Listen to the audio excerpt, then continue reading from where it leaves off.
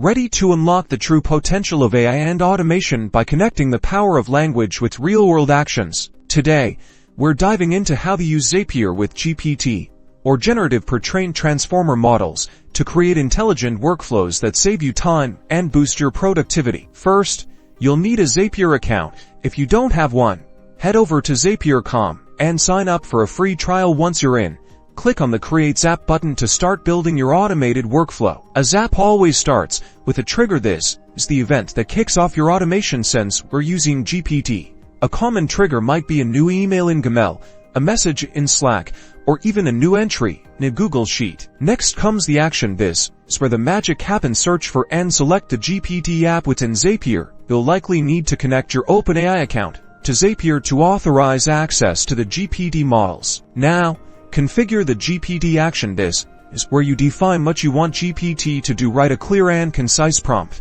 Select the GPT model you want to use, and adjust the temperature setting to control the randomness of the output. For example, you could tell GPT to summarize an email, translate a message, or extract key information from a document. After GPT processes your input, you can use its output to trigger further actions. You could have Zapier send an email with the summary, update a Google Sheet with the extracted information, or post a message to Slack with the translation. The possibilities are endless. Finally, give your Zap a descriptive name and turn it on. Now, every time your trigger event occurs, Zapier will automatically run your workflow, leveraging the power of GPT to streamline your tasks. Congratulations, you've successfully automated a task using Zapier and GPT. Explore different triggers, prompts, and GPT models to create even more powerful and efficient workflows. Don't forget to like and subscribe for more AI automation tips and tricks.